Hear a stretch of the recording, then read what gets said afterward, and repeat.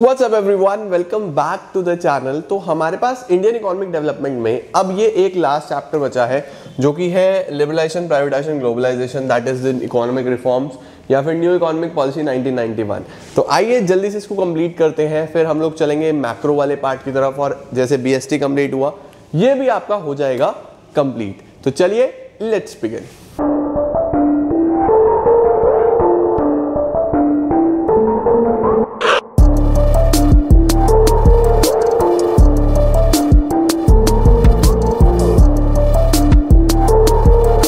तो शुरू करते हैं यार हम लोग इकोनॉमिक रिफॉर्म्स 1991। देखो यार इस चैप्टर में बेसिकली आपको क्या क्या पढ़ना है। तो अभी तक आपने दो चैप्टर्स पढ़े। चैप्टर नंबर 1 जिसमें हमने इंडियन इकोनॉमी में एग्रीकल्चर, इंडस्ट्री और फॉरेन ट्रेड के बारे में सब कुछ देखा on the eve of independence. उसके बाद हमने पढ़ा चैप्टर नंबर 2 जिसमें कि हमने यही एग्रीकल्चर, इंडस्ट्री और फॉरेन ट्रेड के बारे में उन 40 ईयर्स की प्लानिंग देखी इन बिटवीन 1950 टू 1990। अब यहाँ पे तीन चीज़ें बहुत पॉपुलर थी। सबसे पहले गवर्नमेंट के लाइसेंसेस, क्योंकि गवर्नमेंट अपने डोमेस्टिक इंडस्ट्री को प्रोटेक्ट कर रहा था तो लाइसेंस। उसके बाद कोटास। कोटास का मतलब होता है सीलिंग्स की सब कुछ गवर्नमेंट ने अपने हाथ में रखा हुआ था। रोल ऑफ पब्लिक सेक्टर बहुत बड़ा था, पब्लिक सेक्टर का डोमिनेंस था। और तीसरा परमिट्स, कि अगर कोई भी ट्रेड करना है, ट्रेड बैरियर्स थे, मतलब कि आप अपनी अपनी डोमेस्टिक इंडस्ट्री के बारे में सोच रहे थे और व्यापार खुला नहीं था, बाहर से भी यहाँ पे लोग नहीं आके बिजनेस कर सकते थे या बहुत सारी चीज़ें थी। तो अब हुआ क्या, 1991 में हमने देखा कि हमारी इकोनॉमिक कंडीशन बहुत ख़राब हो रही है।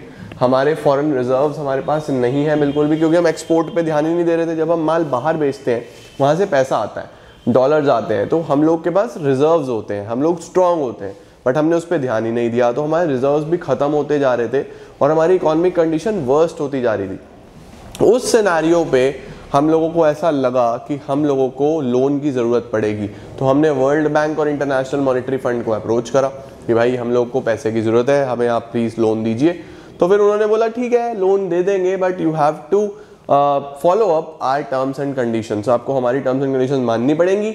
और वो टर्म्स एंड कंडीशंस में था कि ये तीन चीज़ें आपको ख़त्म करनी पड़ेंगी। कौन सी तीन चीज़ें? सबसे पहले तो ये लाइसेंसेस ख़त्म करो, कि जितने भी बैरियर्स हैं, आप लोगों ने बहुत सारे रेस्ट्रिक्शंस लगाए हुए हैं बिजनेस के ऊपर, ये रेस्ट्रिक्शंस ख़त्म करने पड़ेंगे। आपको लोगों को फ्री करना पड़ेगा, ये लाइसेंस ख़त्म करो, लोगों को फ्रीडम दो कि वो काम कर पाए। तो फ्रीडम में लाइसेंसेस ख़त्म हुआ और किसका जन्म हुआ? लिबरलाइजेशन का। लिबरलाइजेशन का मतलब ही क्या होता है? फ्रीडम मिलना, आज़ादी मिलना, लोगों के लिए लिबरल हो जाना, रूल्स और रेगुलेशंस आसान हो जाना, सो दैट बिजनेस कर पाए।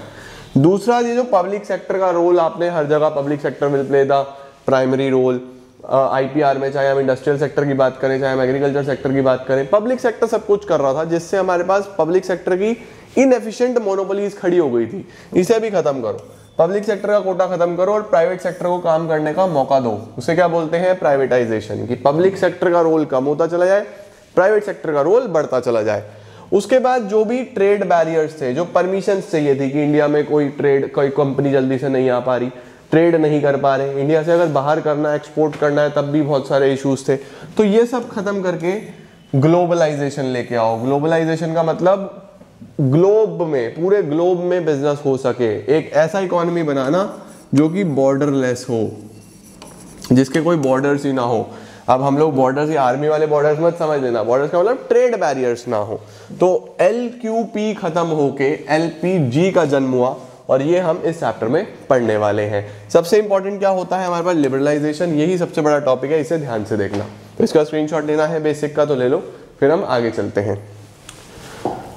अब चलते हैं हम लोग सबसे पहले कि ये इकोनॉमिक रिफॉर्म्स क्यों लाने पड़े, व्हाट वर द रीजंस, क्यों, क्या क्या कारण रहे होंगे। तो सबसे पहला, पब्लिक सेक्टर का परफॉर्मेंस काफी खराब था। इन 40 सालों में पब्लिक सेक्टर का कोई बहुत जबरदस्त, मैं कहूँ आउटस्टैंडिंग परफॉर्मेंस हुआ, ऐसा नहीं हो पाया। नंबर 2, BOP हमारा डेफिसिट में चला गया था। डेफिसिट का क्या मतलब होता है? डेफिसिट का मतलब हम लोग नेगेटिव बैलेंस में चल रहे थे। हम लोग का एक्सपोर्ट नहीं था, हम लोग के इम्पोर्ट ज़्यादा थे, तब भी हम लोगों ने इम्पोर्ट पे, एक्सपोर्ट पे ध्यान ही नहीं दिया। BOP हमारा डेफिसिट में चला गया। उसके बाद इन्फ्लेशनरी प्रेशर, महंगाई काफ़ी ज़्यादा होती जा रही थी। इन्फ्लेशन तो आज भी चल रहा है, बट उस टाइम पे भी बहुत तेज़ी से महंगाई बढ़ रही थी। फॉरेन एक्सचेंज रिजर्व्स हमारे खत्म होते जा रहे थे, मैंने आपको बता ही दिया।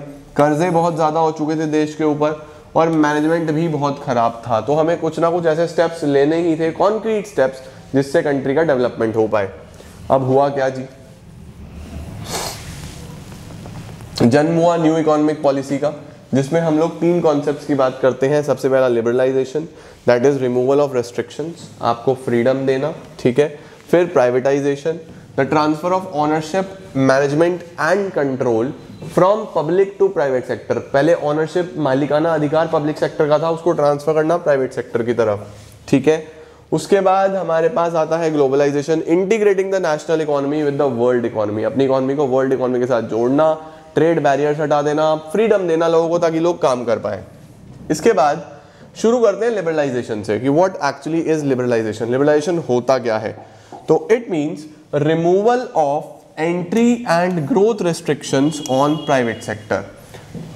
ग्रोथ रेस्ट्रिक्शंस जो थे कि आपको हर चीज के लिए लाइसेंस की जरूरत है, वो हटा दिए गए। आपको लाइसेंस अब इजीली मिल जाएगा, चाहे आपको इंडस्ट्री सेटअप करना हो, चाहे एक्सपेंशन करना हो, चाहे डाइवर्सिफिकेशन करना हो, है ना। उसके बाद इसमें कौन कौन से रिफॉर्म्स आए, तो इसके अंदर 5 मेजर रिफॉर्म्स आए थे, जिसको मैंने इस तरीके से लिखा है ताकि आपको याद हो जाए आसानी से, FFITT, फिट। इकोनॉमी को फिट बनाने के लिए रिफॉर्म्स आए थे। सबसे पहला होता है फाइनेंशियल सेक्टर रिफॉर्म।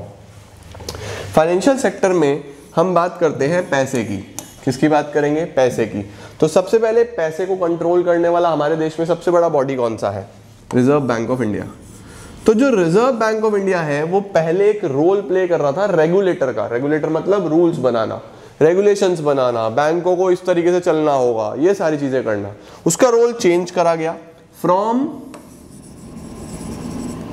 रेगुलेटर, पहले वो रेगुलेटर था, टू फैसिलिटेटर।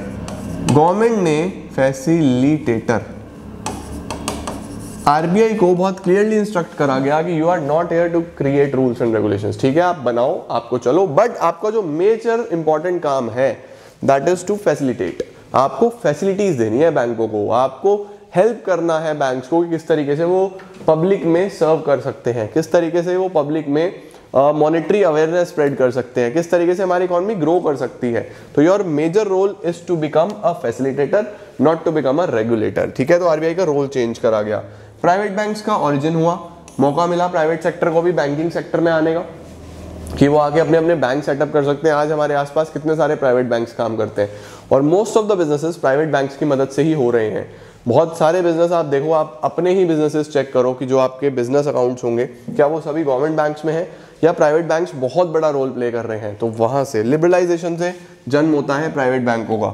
उसके बाद जो फॉरेन इन्वेस्टमेंट की लिमिट है वो बढ़ा दी गई थी, अप टू 51% तक भी कर दी गई थी। जो फॉरेन इन्वेस्टमेंट की लिमिट है वो इंक्रीज करके अप टू 51% तक भी कर दिया गया था। 51% तक भी बाहर से इन्वेस्टमेंट आ सकती थी अब हमारे पास। एक्सपेंशन प्रोसेस आसान करा गया था, यानी वही कि आपको इंडस्ट्री सेटअप के लिए तो था ही, सेटअप भी आप कर सकते हो, एक्सपेंशन भी कर सकते हो, डाइवर्सिफिकेशन भी कर सकते हो। तो चीजें काफी ज्यादा सिंप्लीफाइड करी गई थी। ये सब हमारे पास लिबरलाइजेशन में आ जाता है पहले रिफॉर्म में, जिसका नाम है फाइनेंशियल सेक्टर रिफॉर्म। दूसरा कौन सा आता है हमारे पास, फॉरेन एक्सचेंज रिफॉर्म। सेकंड की अगर मैं बात करूं तो फॉरेन एक्सचेंज रिफॉर्म एक इंपॉर्टेंट रिफॉर्म बन जाता है। इसमें क्या हुआ था जी, यहाँ पे हम बात करते हैं फॉरेन एक्सचेंज की। We will be talking about foreign exchange. और फॉरेन एक्सचेंज में हमें शॉर्टेज हो गई थी फॉरेन एक्सचेंज की, हमारे पास डॉलर्स नहीं थे। तो हमने क्या करा, डॉलर्स को लाने के लिए अपने रुपए को डी वैल्यू करा। डी वैल्यू होता है रुपए की वैल्यू कम कर देना। यानी कि हमने बोला कि सपोज आपको पहले $1 के बदले में 50 रुपीज मिलते थे, अब आपको $1 के बदले में 60 रुपीज मिलेंगे। पहले आपको 50 मिल रहे थे, अब आपको 60 मिल रहे हैं। तो हमने डॉलर का वैल्यू जो है उसके कंपैरेटिवली रुपए का वैल्यू गिरा दिया। आप इस तरीके से समझ के चलो कि अगर आप पहले मेरे पास $1 लेके आए तो मैं आपको 50 रुपीज दूंगा, अब आप $1 लेके आओ मैं आपको 60 रुपीज दूंगा। तो बताओ क्या पहले उसी डॉलर में 50 आता था, अब उसी डॉलर में 60 आता है। तो रुपये का वैल्यू कम हो रहा है या नहीं हो रहा है, रुपीज का वैल्यू कम हो रहा है ना, सस्ता हो रहा है रुपया। इस तरीके से समझो जैसे टॉफी हो, ₹1 की 50 टॉफी, फिर ₹1 की 60 टॉफी, तो टॉफी सस्ती हो गई नहीं होगी, तभी तो इसको बोलते हैं डी वैल्यू करना। जब डी वैल्यू हुआ तो वहां से वो लोग बदलने लगे, ट्रेड करने लगे, व्यापार करने लगे, तो हमारे पास एक्सचेंज बढ़ा, हमारे पास रिजर्व आया। तो डी वैल्यू क्यों करा, सो दैट हमारे पास रिजर्व आए, हमारे पास डॉलर आए बहुत सारा। उसके बाद एक्सचेंज रेट जो हम डिटरमाइन करते हैं, यानी कि फॉरेन एक्सचेंज रेट, ये जो रेट है ये कैसे डिटरमाइन होगा? अब मार्केट फोर्सेस से होगा। मार्केट फोर्सेस मतलब डिमांड और सप्लाई से। डिमांड और सप्लाई से कैसे सेट होता है रेट? देखो, ये होती है डिमांड फॉर फॉरेन एक्सचेंज, कितनी डिमांड है। ये होता है सप्लाई फॉर फॉरेन एक्सचेंज, कितना सप्लाई है। ये जहां पे इंटरसेक्ट करते हैं, जहां पे भी इंटरसेक्ट करते हैं, इसके सामने जो रेट आता है इसको फॉरेन एक्सचेंज रेट बोलते हैं। तो लिबरलाइजेशन में ये भी हुआ कि अब आप जो फॉरेन एक्सचेंज रेट खुद से फिक्स नहीं कर सकते, कैसे होगा? मार्केट फोर्सेस से होगा, ठीक है। देन हमारे पास इंडस्ट्रियल सेक्टर रिफॉर्म्स आए। इंडस्ट्रियल सेक्टर में क्या हुआ जी? इंडस्ट्रियल सेक्टर में सबसे पहले तो आईपीआर को कम करा गया, मतलब वो जो आईपीआर 1956 था, शेड्यूल ए 17 इंडस्ट्रीज, वो 17 इंडस्ट्रीज रिड्यूस करके 3 इंडस्ट्रीज बना दी गई थी, ठीक है। एटॉमिक एनर्जी, रेलवेज और आर्म्ड फोर्सेस।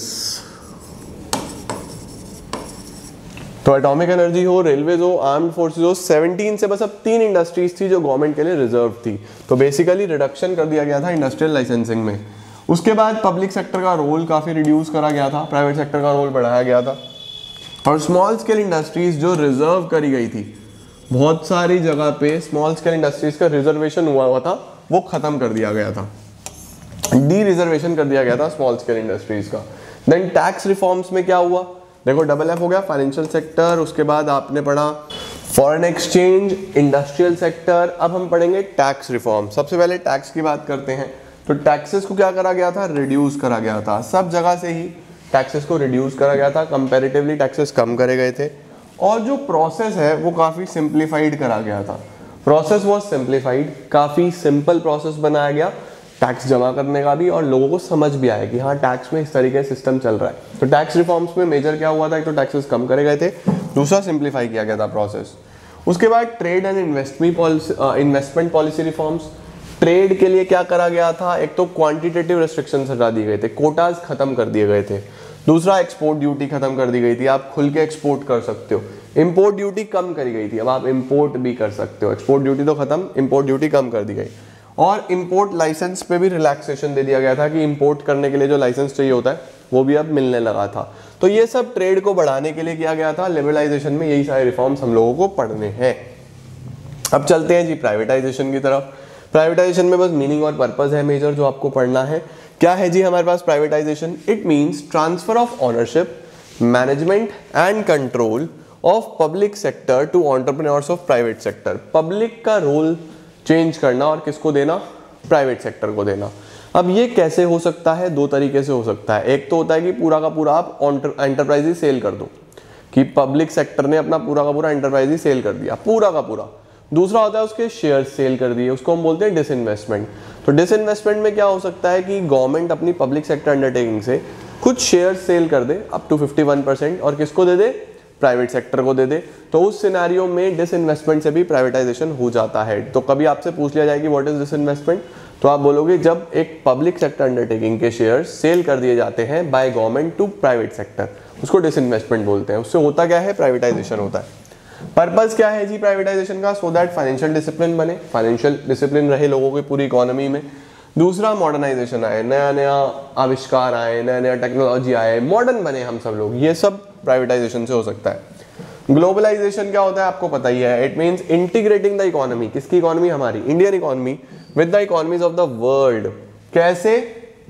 बैरियर्स खत्म करो, removal of barriers on international trade and capital movements, ठीक है।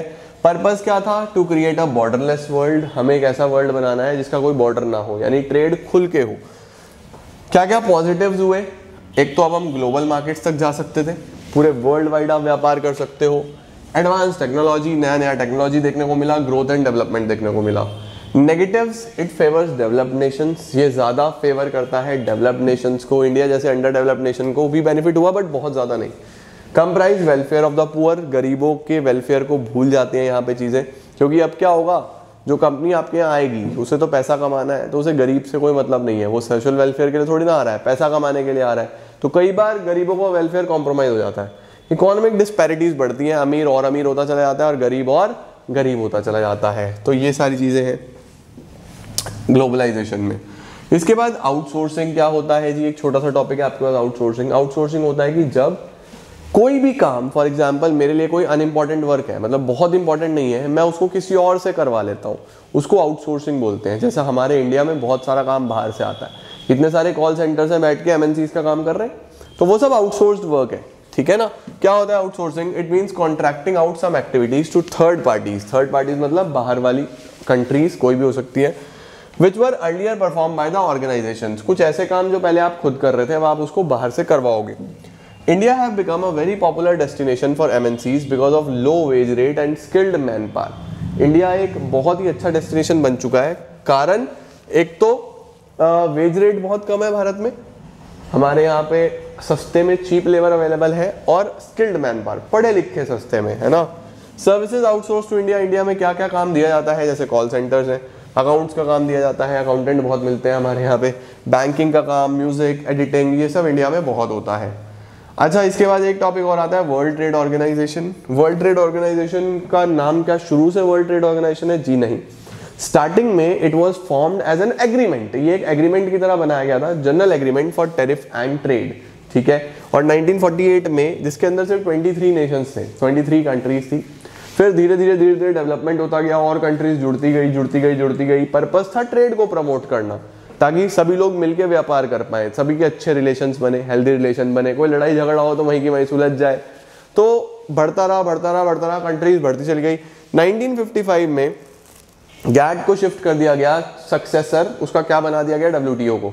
WTO was the successor of GATT. GATT के बाद इसी बॉडी को वर्ल्ड ट्रेड ऑर्गेनाइजेशन के नाम से बुलाया जाता है, और 164 कंट्रीज यहाँ तक पहुँच गई हैं, इनका मेंबर बन गई हैं, और बहुत अच्छे से ट्रेड हो रहा है। तो major GATT, general agreement for tariff trade याद रखना, 1948 याद रखना, 23 कंट्रीज याद रखना। WTO 1995 है आई थिंक, यहाँ पे 1955 नहीं,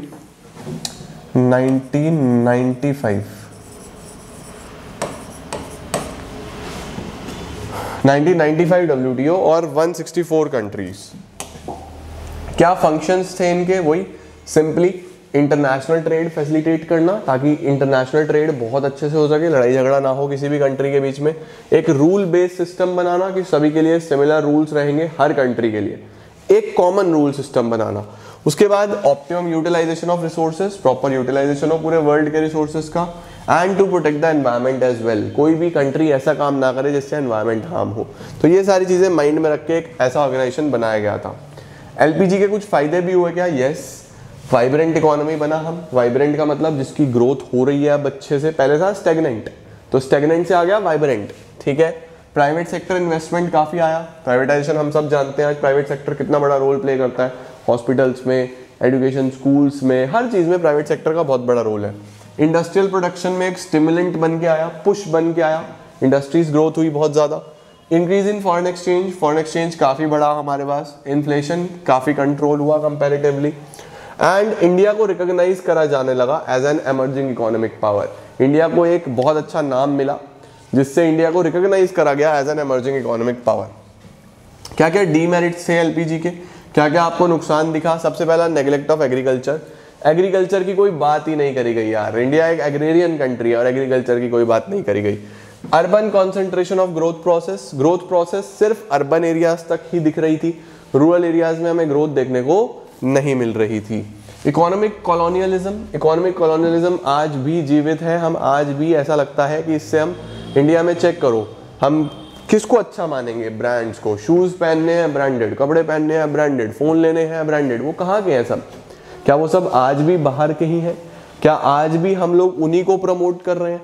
rather than promoting our Indian products, हम लोग सब बाहर के प्रोडक्ट्स यूज कर रहे हैं। तो ये सारी चीजें, ये बातें हमें ये बता रहा है कि हम आज भी इकोनॉमिक कॉलोनियलिज्म में फंसे हैं। हमारे ऊपर आज भी एक तरीके से ब्रिटिशर्स रूल कर रहे हैं। पहले बस ऊपर बैठ के करते थे, आज अपने प्रोडक्ट्स के थ्रू कर रहे हैं, है ना। इसके बाद स्प्रेड ऑफ कंज्यूमरिज्म। कंज्यूमर बहुत ज़्यादा डिमांडेड हो चुका है, वो डिमांडिंग हो चुका है। कंज्यूमर को ऐसा लगता है कि बस ठीक है और दिखाओ और दिखाओ, बहुत वैरायटी हो गई है ना, तो कंज्यूमरिज्म काफ़ी बड़ा है, जिससे हमारे डोमेस्टिक प्रोड्यूसर्स को काफ़ी नुकसान हुआ है। कल्चरल इरोजन, हमारा कल्चर बहुत हद तक डिस्ट्रॉय हुआ है। हम लोग वेस्टर्न कल्चर अडॉप्ट करते जा रहे हैं, इंडियन कल्चर हम छोड़ते जा रहे हैं। Lopsided growth process, lopsided growth process का मतलब ग्रोथ तो हुई बट वो लॉपसाइडेड, सिंगल साइडेड है। वही अर्बन एरियाज में है, रूरल में नहीं है, या उनको ज़्यादा ग्रोथ मिल रही है, डेवलप्ड नेशन को हमें कुछ ऐसा ग्रोथ देखने को नहीं मिल रहा। तो वही डीमेरिट्स भी है यार, डीमेरिट्स भी होते हैं, हर चीज़ के मेरिट्स भी होते हैं। तो this was all about chapter number 3 LPG या न्यू इकोनॉमिक पॉलिसी 1991। इसके अंदर आपको बहुत ध्यान से एक बार सारा गो थ्रू कर लेना है, बुक से भी रीडिंग लगानी है, एंड आपका Indian economy is all done. हमने इंडियन इकोनॉमी कंप्लीट कर लिया है। मैं प्लेलिस्ट ऑलरेडी बना के चल रहा हूँ, accounts, BST, economics, physical education, चारों ही सब्जेक्ट्स आपके साथ साथ कंप्लीट होते जाएंगे और बस फिर हम लोग बोर्ड्स की तरफ बढ़ेंगे और अच्छे से प्रिपरेशन अपनी करके चलो। बाकी जितनी भी इंपॉर्टेंट चीज़ें हैं वो तुम लोग को एग्जाम डेज में मैं साथ साथ लेके चलूंगा। This is it for today guys. Hopefully आप लोगों को समझ में आ गया होगा और आपने अच्छे से सारे नोट्स वोट्स बना लिए होंगे, चीज़ें समझी होंगी। Thank you so much.